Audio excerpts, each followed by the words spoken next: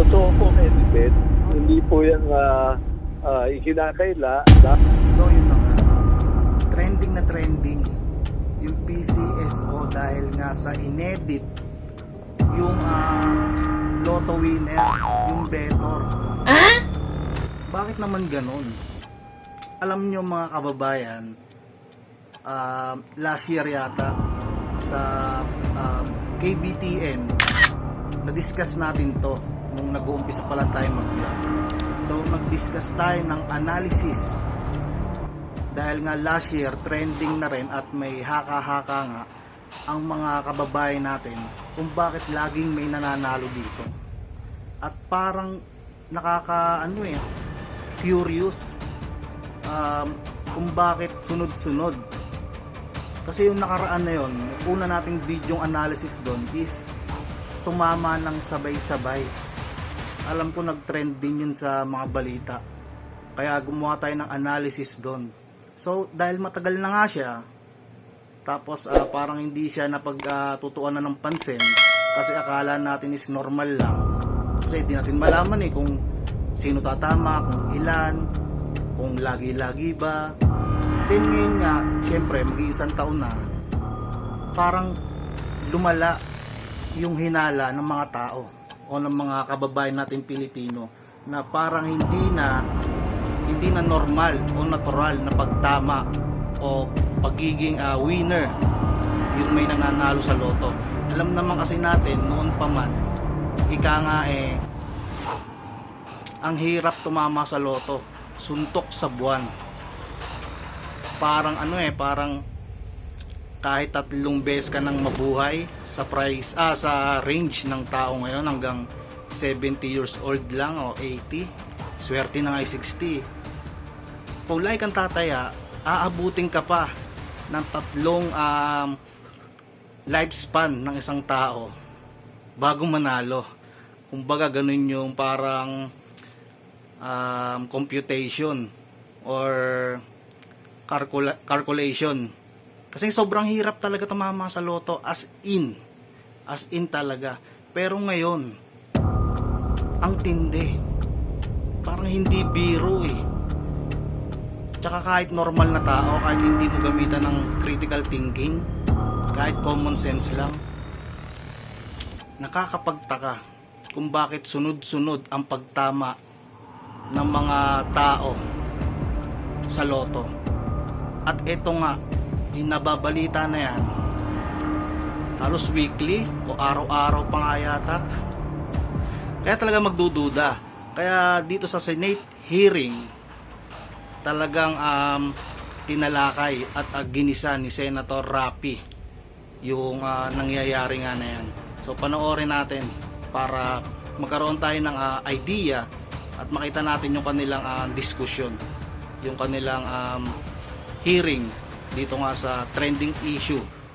Nakadagdag pa nga tong yung inedit yung damit. Sige, panoorin na natin yan. Let's go.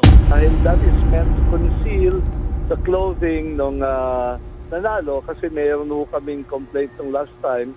Nakatakip nga yung mukha, yung damit niya naman ay kilala.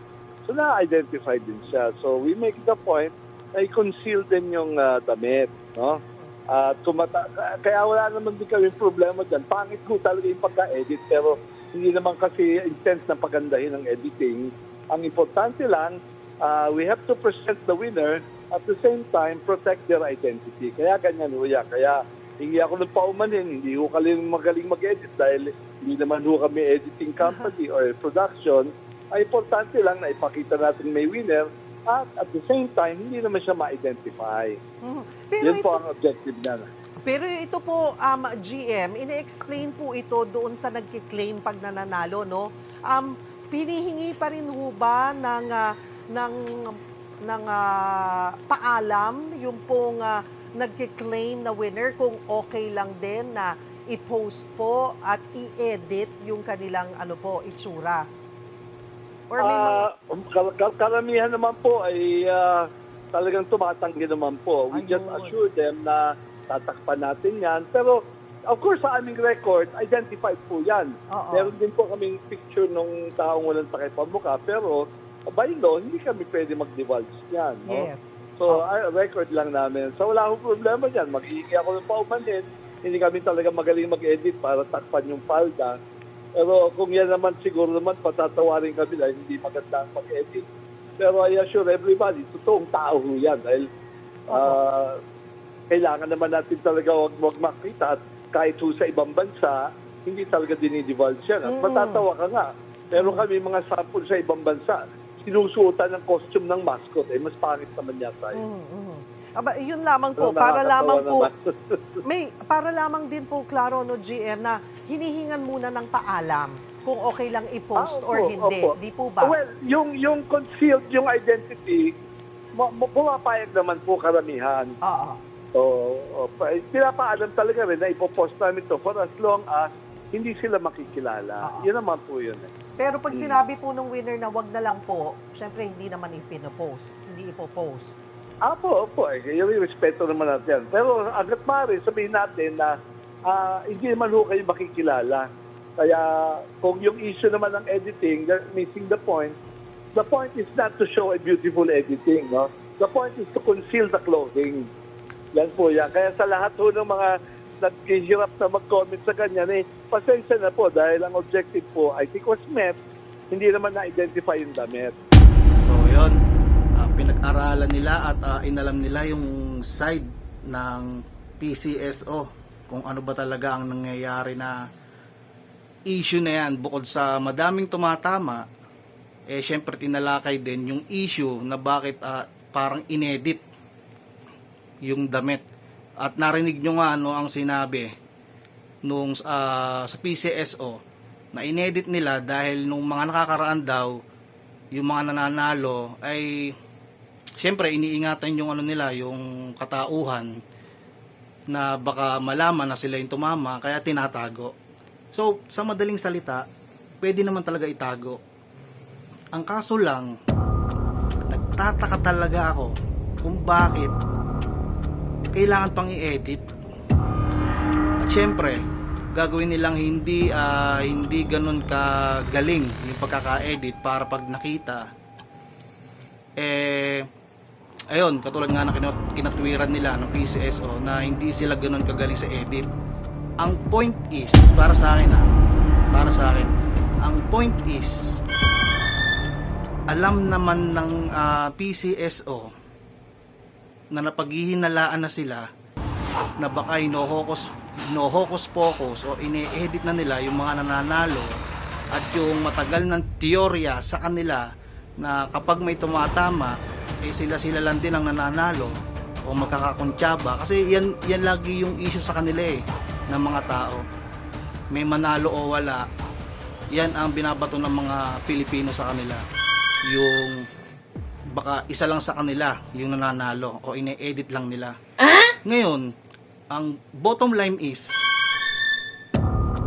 alam nyo na PCSO na pinaghihinalaan kayo na nag-hocus pocus tulad na sinabi natin kanina, tapos i-edit nyo pa for the sake of para lang hindi magalit yung mga nananalo. Hahatiin yung katawan, i-edit yung damit para walang pagkakakilanlan, pero daw yung muka, yun daw yung nanalo talaga. Yun nga, nandun na tayo sa point na yun na ang akin lang, alam nyo nang napaghihinalaan kayo na ine-edit nyo ang mga nananalo at hino-hocus pocus, dinagdagan nyo pa ng hint, ng clue yung mga tao para lalong maghinala sa inyo. Kumbaga pinagpalit nyo yung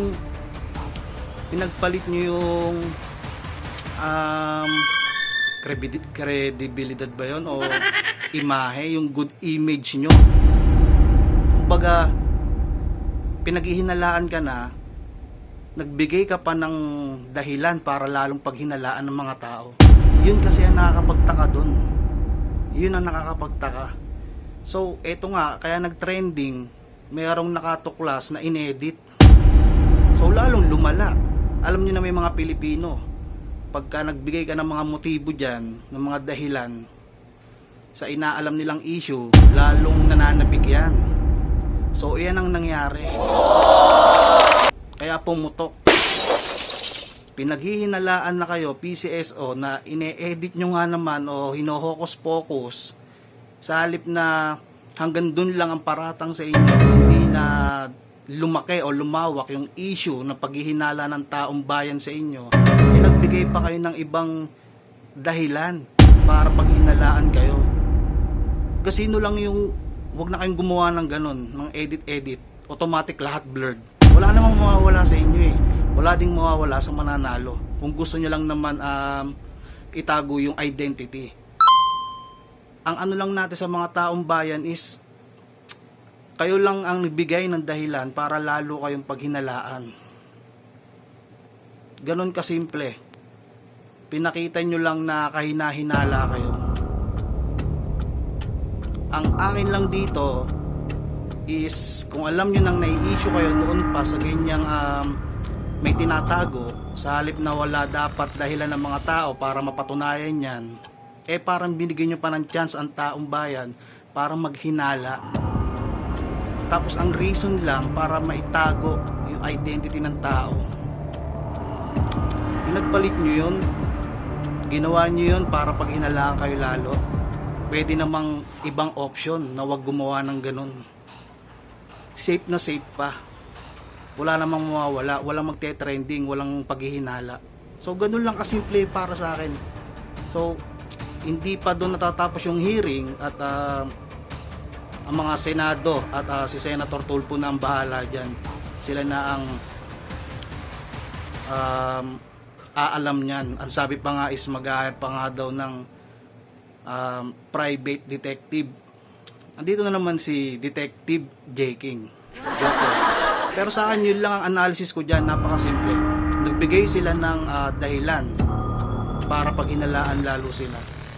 Ganun lang kasimple. So yun, Kabataan TV, hanggang sa mga susunod ng mga videos natin, discussion, hiwalay na yung KBTN sa Detective Death Udo Shinichi. Doon na yung mga politics natin. So, yun lang ang masasabi ko dito sa PCSO issue.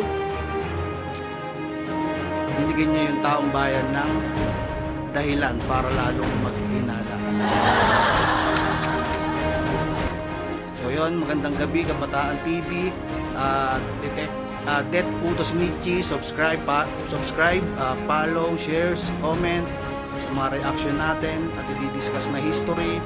And then dito sa bago nating channel din sa YouTube na News PH. So dyan, halo-halo na dyan, bahala na kayo. Pero ang main channel natin is KBTN. So yun, maraming salamat. Let's go.